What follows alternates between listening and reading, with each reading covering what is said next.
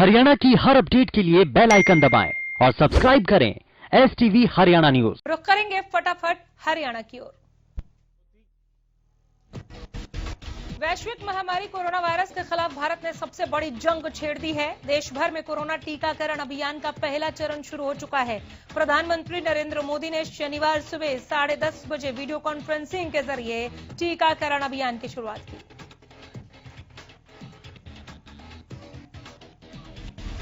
प्रधानमंत्री मोदी ने कहा कि आज के दिन का पूरे देश को बेसब्री से इंतजार रहा है। कितने महीनों से देश के हर घर में बच्चे बूढ़े जवान सभी की जुबान पर यह सवाल था कि कोरोना वैक्सीन कब आएगी।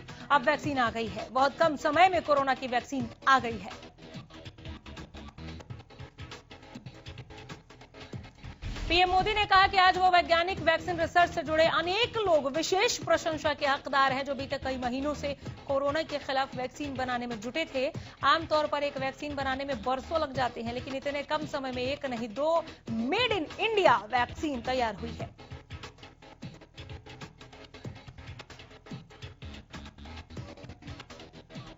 पीएम ने कहा कि भारत में दुनिया का सबसे बड़ा टीकाकरण अभियान शुरू हो रहा है। मैं सभी देशवासियों को इसके लिए बहुत बहुत बधाई देता हूं। पीएम मोदी ने कहा, इतिहास में इतने बड़े स्तर का टीकाकरण अभियान पहले कभी नहीं चलाया गया है। पीएम मोदी ने कहा, मैं याद दिलाना चाहता हूं कि कोरोना वैक्सीन की 2 डोज लगनी बहुत जरूरी है। पहली और दूसरी डोज के बीच लगभग 1 महीने का अंतराल भी रखा जाएगा। दूसरी डोज लगने के 2 हफ्ते बाद ही आपके शरीर में कोरोना के विरुद्ध जरूरी शक्ति विकसित हो पाएगी। सोनीपत सिविल अस्पताल में कोरोना वैक्सीनेशन की शुरुआत की गई। यहां पहला कोरोना टीका 4th श्रेणी की महिला को लगाया गया। जिले में पहले चरण में 5000 लोगों को कोरोना वैक्सीन का टीका लगाया जाएगा। वहीं दूसरी डोज 28 दिन बाद लगाई जाएगी। भिवानी में विधायक घनश्याम सर्राफ और डीसी जबीर आर्य की मौजूदगी में कोरोना वैक्सीनेशन अभियान की शुरुआत की गई। भिवानी में सबसे पहले टीका अस्पताल में तैनात एम्बुलेंस के ड्राइवर को लगाया गया। डीसी जबीर आर्य ने बताया कि 7400 डोज भिवानी को मिली हैं। उन्होंने बताया कि जल्द ही अब कोरोना से छुटकारा मिल जाएगा। अंबाला कैंट में कोरोना वैक्सीन का टीकाकरण अभियान शुरू किया गया। सबसे पहले Ambala civil surgeon doctor Kuldeep Singh को वैक्सीन की डोज दी गई। कैंट के नागरिक अस्पताल में सीएमओ और स्वास्थ्य कर्मी रोशनी ने टीका लगवाकर वैक्सीनेशन अभियान की शुरुआत की।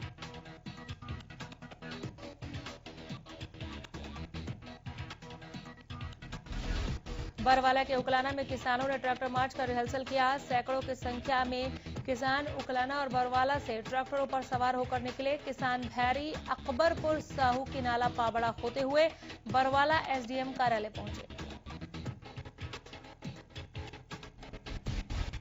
यमुनानगर में सफलतापूर्वक कोरोना वैक्सीन की शुरुआत की गई। जगाधरी सिविल अस्पताल में यमुनानगर के डीसी मुकुल कुमार, एसपी कमलदीप गोयल और सीएमओ डॉक्टर विजय दहिया ने इसकी शुरुआत की।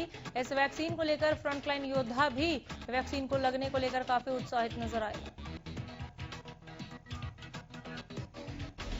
यमुनानगर में कोरोना वैक्सीन टीकाकरण की शुरुआत 6 केंद्रों पर की गई। सीएमओ डॉक्टर विजय दहिया और उनकी पत्नी डॉक्टर पूनम दहिया ने भी ये वैक्सीन लगवाई। कोरोना वैक्सीन की पहली लाभार्थी कुसुम भी बेहद उत्साहित नजर आई। वो पिछले 8 साल से सिविल अस्पताल में स्वीपर का काम कर रही हैं।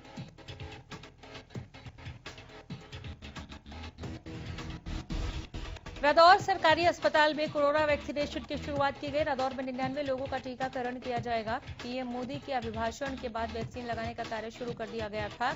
एसएमओ ने बताया कि उनके पास 110 कोविशील्ड वैक्सीन के डोज पहुंचे।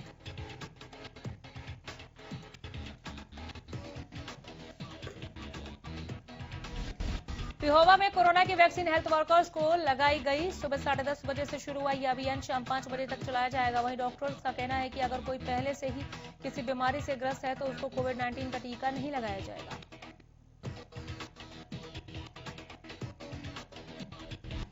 गुरुग्राम में भी कोरोना के खिलाफ टीकाकरण अभियान शुरू हो चुका है। गुरुग्राम को कोरोना वैक्सीन की 47,630 डोज दी गई है। नागरिक अस्पताल में टीकाकरण अभियान जारी है। गुरुग्राम में कोरोना वैक्सीनेशन के अभियान की शुरुआत की गई। यहां सबसे पहले सफाई कर्मी को कोरोना का टीका लगाया गया। सीएमओ गुरुग्राम ने भी वैक्सीनेशन पर फैली भ्रांतियों को दूर करने के मकसद से खुद को टीका लगवाया। अपनी टीम के अन्य डॉक्टर्स को भी इसके लिए प्रेरित कर मिसाल पेश की।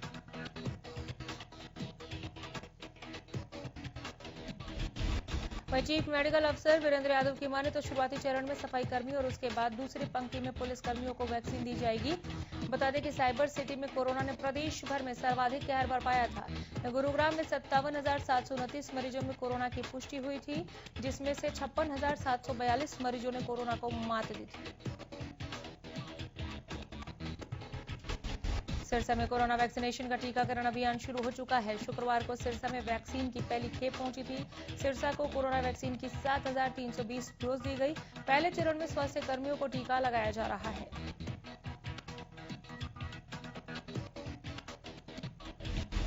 झज्जर में कोरोना के खिलाफ जंग शुरू हो चुकी है। आज से शुरू हुए टीकाकरण अभियान में सबसे पहले स्वास्थ्य कर्मियों को टीका लगाया जा रहा है।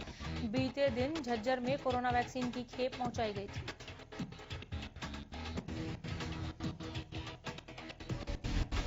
पंचकुला के अस्पतालों में भी कोरोना के खिलाफ टीकाकरण अभियान शुरू कर दिया गया। पहले चरण में पंचकुला में मेडिकल स्टाफ को कोरोना का टीका लगाया जा रहा है।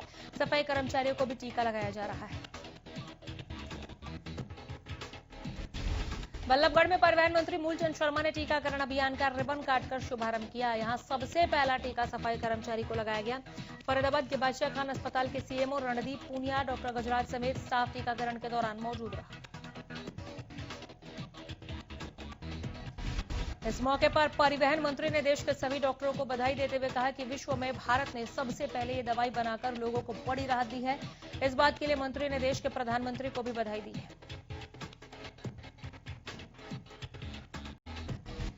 मूलचंद शर्मा ने कहा कि फरीदाबाद में 100 लोगों को आज वैक्सीन लगाई जाएगी। उन्होंने कहा कि लोग अपने आप को सुरक्षित रखने के लिए सरकार के दिशा निर्देशों का पालन करें, तभी ये बीमारी देश से दूर भागेगी।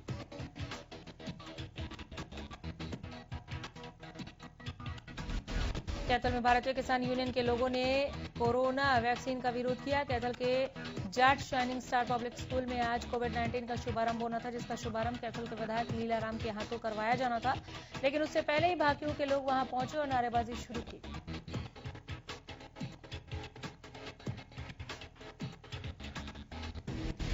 किसान यूनियन का कहना था कि पहले यह टीका विधायक खुद को लगवाए और उसके परिणाम देखने के बाद किसी और को टीका लगाया जाए। वैक्सीनेशन के शुभारंभ से पहले हुआ विरोध। किसानों ने कहा कि हम कोरोना वैक्सीन का विरोध करते हैं क्योंकि इस वैक्सीन का टीका मंत्री अनिल विज को भी लगाया गया था, जिसकी वजह से वो काफी लंबे समय तक उपचाराधीन रहे और ये टीका आम लोगों को अब लगाया जा रहा है जिनके पास ज्यादा संसाधन भी नहीं। अगर उनको कुछ हो जाता है तो उसका जिम्मेदार कौन होगा?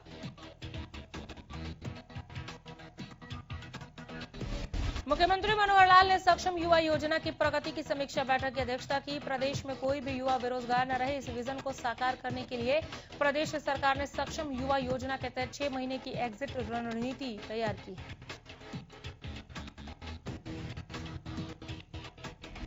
इसके तहत सक्षम युवाओं को सक्षम युवा योजना छोड़ने से पहले उनके कौशल विकास करने, रोजगार योग्य प्रशिक्षण और रोजगार लिंकेज के माध्यम से उनके लिए रोजगार के अवसर बढ़ाने हेतु विशेष प्रयास किए जाएंगे। योजना की प्रगति की समीक्षा करते हुए मनोहर लाल ने निर्देश दिए कि सभी स्वीकृत सक्षम युवा उम्मीदवारों का डाटा परिवार पहचान पत्र के साथ जोड़ा जाए। इस पर मुख्यमंत्री को अवगत कराया गया कि वर्तमान में स्वीकृत 2,30,000 से ज्यादा उम्मीदवारों में से 1,63,147 सक्षम युवाओं के पास पीपीपी आईडी है और उन्हें जोड़ दिया गया है। मुख्यमंत्री मनोहर लाल ने शुक्रवार को हरियाणवी लोक कलाकारों से मुलाकात के दौरान हरियाणवी कला की बेहतरी के लिए कलाकारों से चर्चा की। मुख्यमंत्री मनोहर लाल ने कहा कि प्रदेश में फिल्म सिटी खोलने की योजना पर काम किया जा रहा है, जिसके लिए 50 से 100 एकड़ तक भूमि निर्धारित की गई है। उन्होंने कहा कि हरियाणवी कलाकारों को प्रोत्साहित करने के लिए राज्य स्तर पर हर साल एक अवार्ड दिया जाएगा और कला की प्रोत्साहन के लिए हर संभव सहायता भी दी जाएगी। इस दौरान उन्होंने कहा कि राज्य स्तर पर रजिस्ट्रेशन किया जाएगा, जिसमें गायक के अलावा स्क्रिप्ट राइटर और टीम के प्रत्येक सदस्य को शामिल किया जाएगा। मुख्यमंत्री ने कहा कि कलाकार को एक विचार के साथ आगे बढ़ना चाहिए, जिसमें यह स्पष्ट हो कि वो समाज को क्या संदेश और शिक्षा देना चाहता है। उन्होंने कलाकारों से मुखातिब होते हुए कहा कि आप उभरते हुए सितारे हैं और इस नाते सारी चीजों को ध्यान में रखकर विचारों को प्रमुखता दें, क्योंकि कला में फूहड़ता को किसी भी नजरिए से वाजिब नहीं कहा जा सकता। मुख्यमंत्री से जिन लोक कलाकारों ने मुलाकात की उनमें मासूम शर्मा, कवि सिंह, रामकेश जीवनपुरिया, सुरेंद्र रोमियो, राजू पंजाबी नवीन के साथ कई कलाकार मौजूद रहे। किसानों और सरकार के बीच 10वें दौर की बैठक भी बेनतीजा रही। दोनों पक्षों में किसान कानूनों को निरस्त करने पर गतिरोध बरकरार है। दिल्ली के विज्ञान भवन में करीब 5 घंटे चली बैठक में एमएसपी समेत नए कृषि कानूनों के विभिन्न मसलों पर बातचीत हुई, लेकिन कानून को निरस्त करने की किसान संगठनों की मांग पर गतिरोध जारी रहा।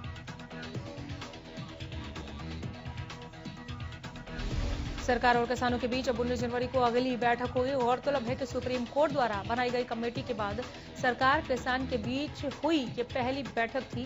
बैठक के बाद किसान नेताओं ने कहा कि एक भी मुद्दे पर सहमति नहीं बनी है। सरकार समय बर्बाद कर रही है, लेकिन वो कानून वापसी तक घर नहीं जाएंगे।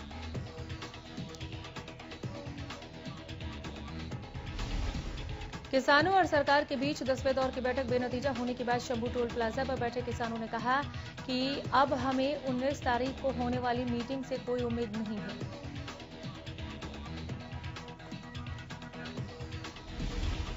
किसानों का कहना है कि अब सरकार के साथ आर पार की लड़ाई लड़ेंगे। भारतीय किसान यूनियन के नेता गुलाब सिंह ने कहा कि सरकार उन्हें तारीख पर तारीख देती जा रही है और अगली 19 तारीख को होने वाली मीटिंग से भी उन्हें कोई उम्मीद नहीं है।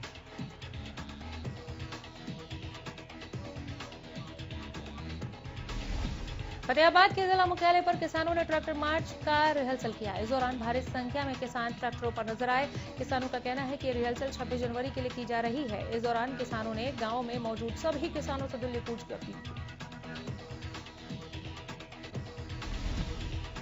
लॉकडाउन के दौरान जानकारी छुपाने वाले 9 विदेशी तबलीगियों को रिहा कर दिया गया। रिहा होने वाले जमातियों में 8 नेपाल और 1 श्रीलंका का रहने वाला है। बता दें कि लॉकडाउन के दौरान ये सभी तबलीगी दिल्ली मरकज में शामिल हुए थे और अपनी जानकारी छुपाकर देश के अलग अलग राज्यों में रह रहे थे, जिसके बाद उनके खिलाफ एफआईआर दर्ज की गई थी और जेल में बंद किया गया था। अब कोर्ट ने इस मामले में सभी 9 जमातियों को राहत देते हुए 1000 रुपए का जुर्माना लगाकर छोड़ दिया। तबलीगी जमातियों का केस लड़ रहे वकील ने बताया कि कोर्ट ने इन्हें 1000 रुपए का जुर्माना लगाकर छोड़ दिया और अब इन्हें इनके मुल्क वापस भेजने के लिए कागजी कार्रवाई की जा रही है।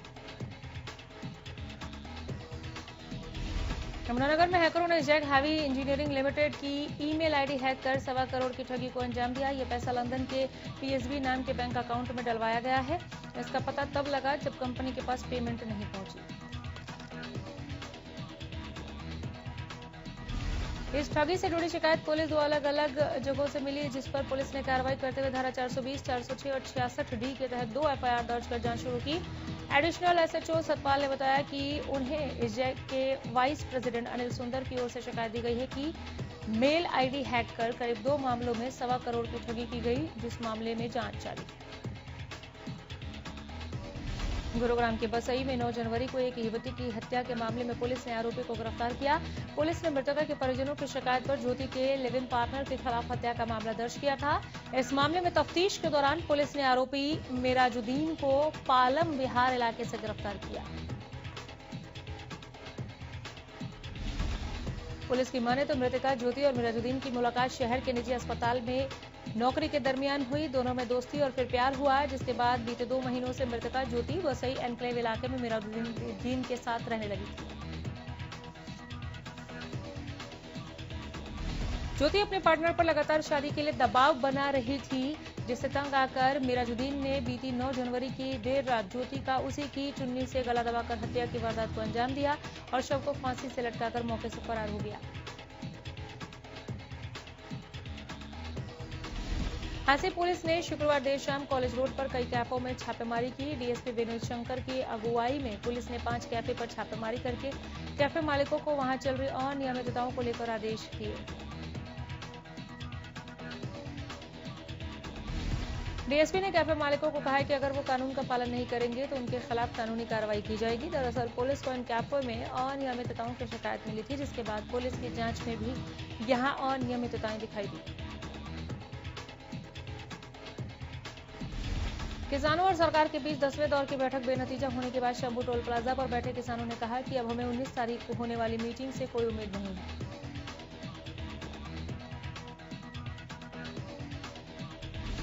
किसानों का कहना है कि अब सरकार के साथ आर पार की लड़ाई लड़ेंगे। भारतीय किसान यूनियन के नेता गुलाब सिंह ने कहा कि सरकार उन्हें तारीख पर तारीख देती जा रही है और अगली 19 तारीख को होने वाली मीटिंग से भी उन्हें कोई उम्मीद नहीं है।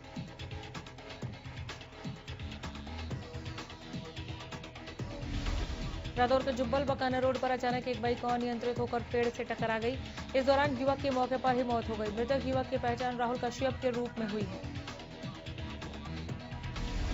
फिलहाल पुलिस ने शव को पोस्टमार्टम के लिए भेजकर आगामी कार्रवाई शुरू की। मृतक के पिता ने बताया कि उसका बेटा राहुल कल घर से किसी काम के लिए बाहर गया था। जब वापस काम से घर लौट रहा था तब यह हादसा हुआ।